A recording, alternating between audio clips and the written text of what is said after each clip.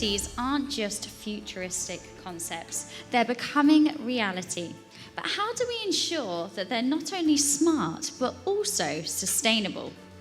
In our next Fireside chat, we are talking smart cities, smarter future, how technology is enhancing urban sustainability. So the speakers will explore how technology is transforming urban living.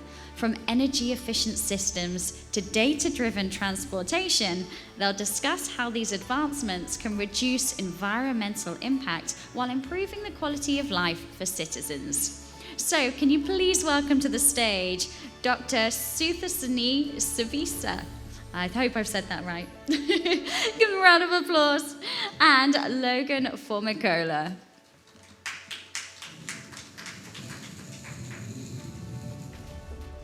Good afternoon, everyone, then. Well, I know it's quite late in the afternoon, and everyone get really exhausted for the whole day, right? So we'll get it ready. So I will start with introduce myself, and then Logan can introduce yourself again, because he just talked to you for another sessions, and then we continue with the sessions. So my name is Suthasini Susivat. I'm from Thailand. I'm a CEO of Happy Tree Creations, digital solution providers, what we call it smart solution providers. We develop or deliver smart cities platform, smart residential service platform, and we own our own platform that actually fulfill the ecosystem of my business. So it's back in Thailand, and also it can be apply into any cities, any size of the village, any size of the because the cities is actually filled of the people. Where people are is can call cities like village or communities. For sustainability is all about how it depends on the definition of sustainability that you can define.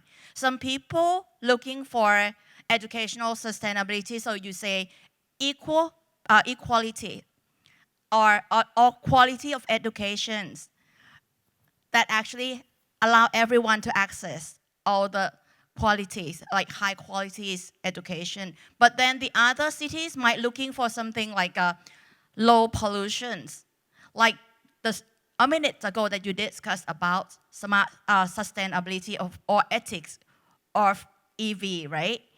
Electric vehicle.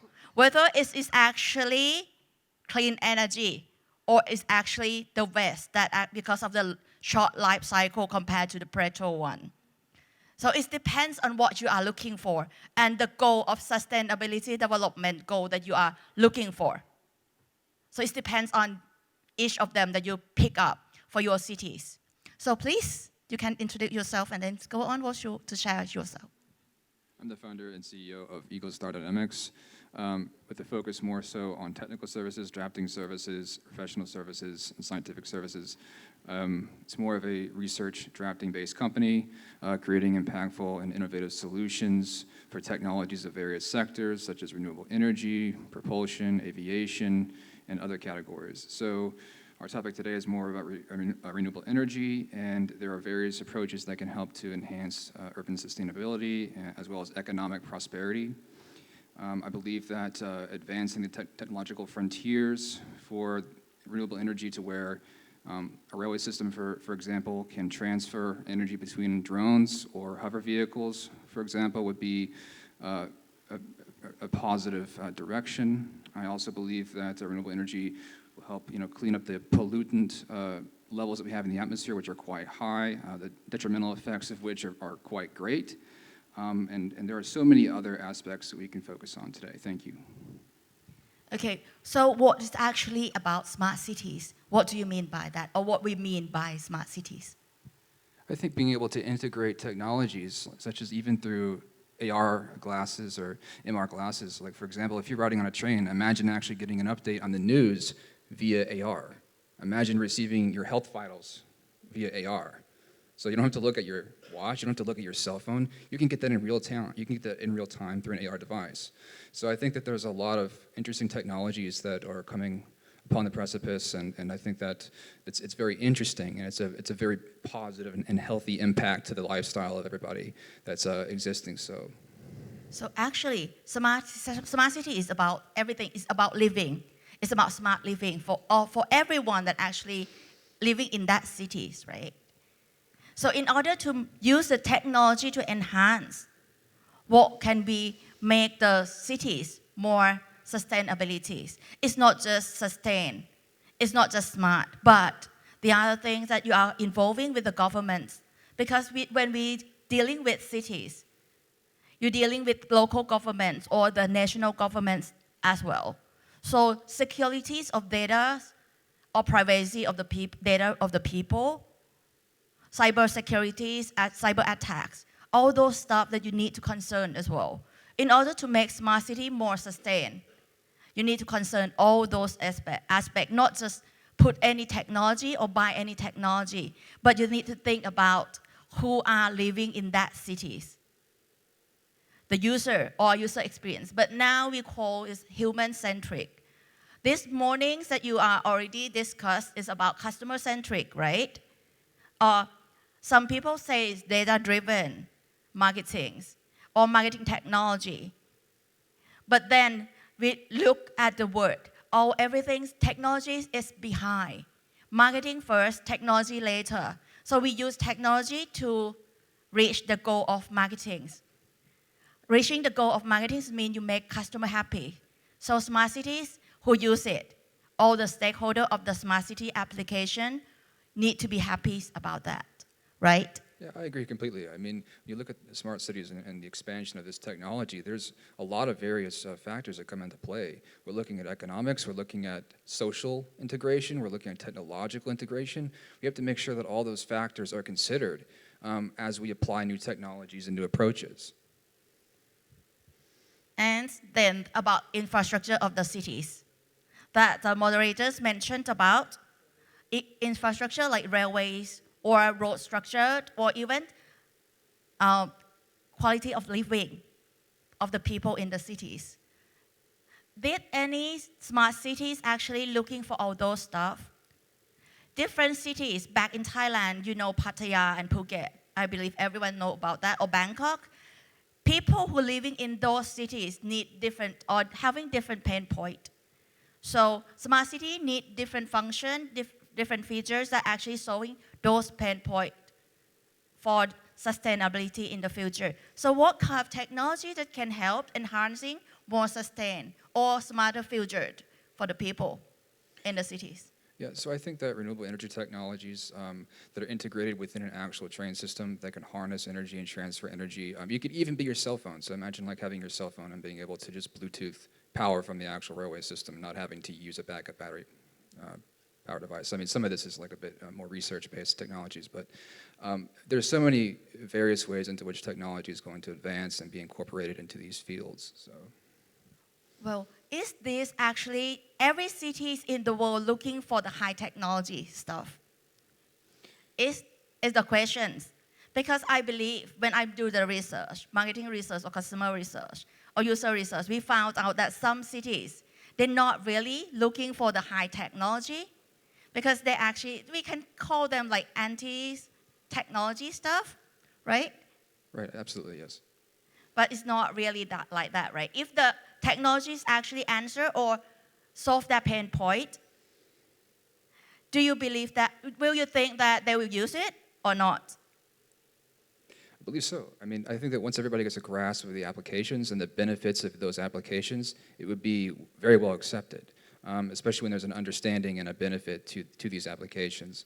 It is a matter of time, I think, before people begin to understand how to integrate these technologies and they begin to see the social and economic benefit. But in time, it will result in prosperity. So that's the ultimate goal.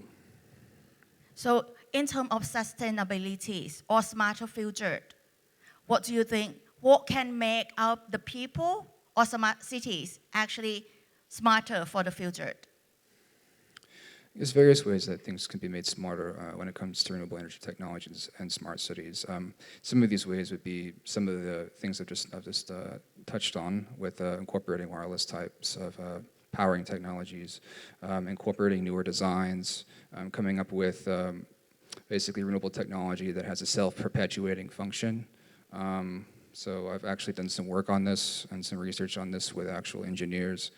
So it's a very promising field. It's a very high investment field. It takes a lot, I'm not going to lie, it takes a lot of resources and time, but once that infrastructure is in place, we are talking about a revolutionary change and benefit to how people live, to how energy is harnessed, to how transportation is used, and that's really the ultimate goal. So. Yeah, so if you heard that, well, what Logan shared to you is that the funding is necessary to cope the challenge. Because building smart city need money, and it's not just only a few bucks, but it's a lot of money to build in. It's not just application, but it's also data as well. If you think back, whether smart cities or application development or data center development or even EV or clean energy, is it actually solve the pain point of sustainability? As a minute ago, another session just mentioned that EV, electric vehicle, it might not be clean, it might not be sustained. It's concern of the ethic of marketing, right? But if you go back to this, everything is a system. Once something changes, we solve one problem or one challenge, but then it's another challenge is coming up, right? So every smart city or application, once it start develop with some specific scope. But then after that, another problem will emerge, right? So then it needs further development, further and further. And technology is actually come back to solve what is our pain point, right? Yeah, absolutely. I think that realizing the advantages of all these new technologies and the implementation is a key focus, because that allows us to better understand the timing and the investment process and how we should continue about that. I think that with some patience and with some actual resources into these technologies, and the benefit and prosperity to humanity is just immense. I mean, the applications are just so vast. So. Okay, so back to my experience with the application or smart city application, I call it smart residential project management application or platform that I'm using for my residential project back in Thailand. It's actually helping people in the community in my residential project to manage waste management, to reduce waste, or using that energy more efficient. But then the more efficient, it depends on definitions of each people, of the user, of the application. Some people say, I would like to save money to pay for electricities. So that is more efficient for them. Some people say, I would like to use clean energy like a solar rooftop. It doesn't matter how much they spend to build in solar rooftop on the roof. But then they save money, just a few bucks, to pay for electricity. But then it's clean, right? But then what is actually different between user to users? Those are their demand or their preference, their expectation, and willing to pay for the property that they're willing to buy for my project, right? So I have like two clusters, one with the solar rooftop, the other one without solar rooftop. But then the application show them that they actually save the tree, how many, they produce less carbon dioxide and things like that. Do they really concern about that, or they just concern only the money out of their pocket? So it depends on the customer of the users as well. So those smart city application for my application, it's just only for private sector. But once we develop the smart city solution for cities, for local governments, it's something totally different, because people didn't care about how much money they saved, but they care more on their safety. They care more on their data sharing, privacy. So those are different perspectives. Yeah, I totally agree. And also the long-term environmental impact is very significant. This is a bit of a touchy area, but the emissions that we see in the atmosphere have definitely had a negative effect. So expanding these types of technologies would most certainly help benefit and reduce that. So that's, I think, we still have time, right? It's not turned off in 48 seconds, right? Okay. Well, to continue the discussions, anyone have some question to ask or anything to share to us?